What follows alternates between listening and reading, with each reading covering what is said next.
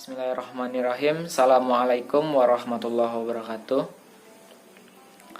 Alhamdulillahirabbil alamin wa bihi nasta'in ala umuri dunya waddin.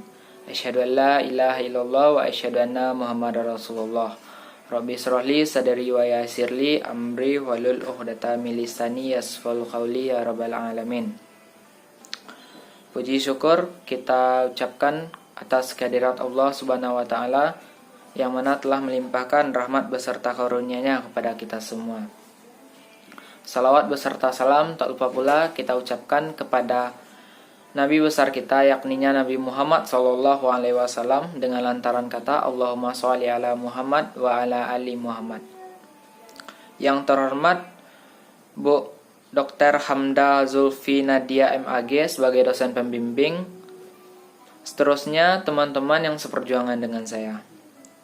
Baiklah, kami dari kelompok 10 ingin mempresentasikan makalah kami yang berjudul Poligami, yang mana kami beranggotakan Latifah Mukhlisah sebagai pemateri pertama, NIM-nya 1913-010106, pemateri kedua Siti Enisas, NIM 1913-010111, pemateri ketiga Popi Nur Aina, NIM 1913-010112, dan pemateri keempat saya sendiri Jufrizal, NIM 1913-010114.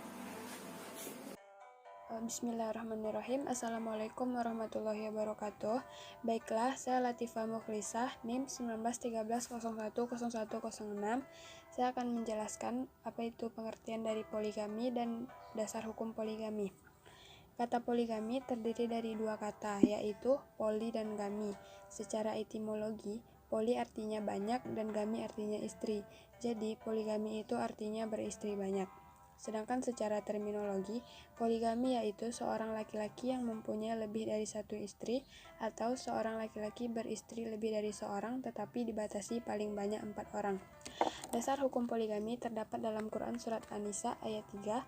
A'udzu billahi minasyaitonir rajim. Bismillahirrahmanirrahim.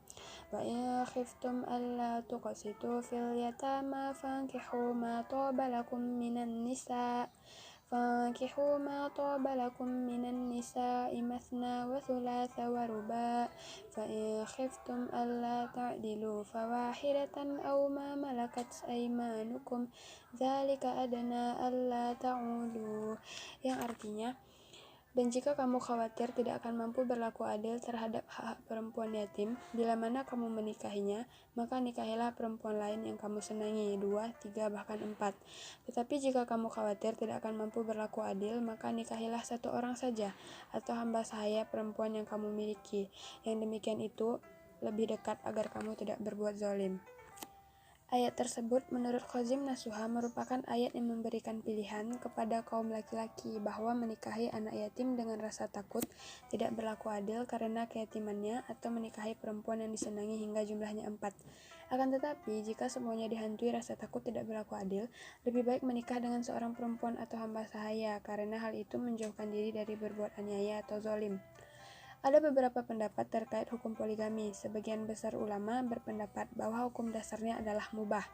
Ini adalah pendapat paling umum terkait poligami tersebut.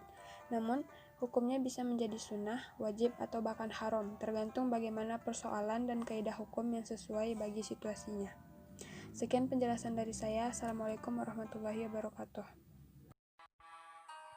Yang kedua, kewajiban adil dalam berpoligami. Keadilan dalam berpoligami adalah perlakuan yang sama terhadap istri-istrinya, sebab mengistimewakan salah satu di antaranya adalah termasuk perlakuan kezaliman terhadap hak yang lainnya. Jika suatu malam dia telah menghabiskan waktunya bersama salah satu seorang istrinya, maka dia harus melakukan hal yang sama terhadap istri-istrinya yang lain secara sama. Artinya, kalau dia menghabiskan waktunya 2 malam bersama salah satu di antara mereka, maka dia harus melakukan hal yang sama terhadap yang lain. Para suami hendaknya memperhatikan keadilan, terutama dalam hal infak atau nafkah. dan tidak melakukan hanya kepada salah seorang di antara mereka. Ini dapat menyebabkan kezaliman, adanya perasaan pilih kasih pada yang lainnya. Bahkan disunnahkan agar suami berbuat sama di antara dalam hal pandangan dan muka manis. Hendaknya wajah sang suami tidak terlihat berseri hanya kepada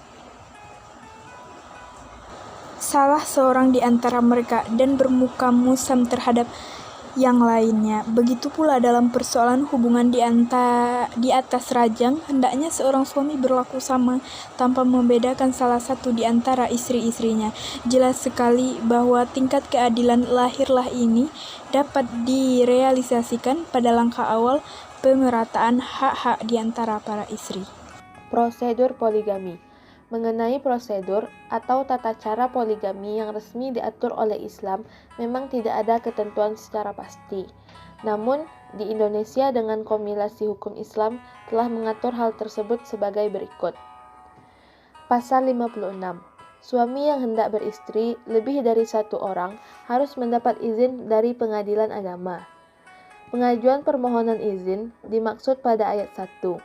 Dilakukan menurut tata cara sebagaimana diatur dalam bab 8 Peraturan Pemerintah Nomor 9 Tahun 1975. Perkawinan yang dilakukan dengan istri kedua, ketiga, atau keempat tanpa izin dari pengadilan agama tidak mempunyai kekuatan hukum.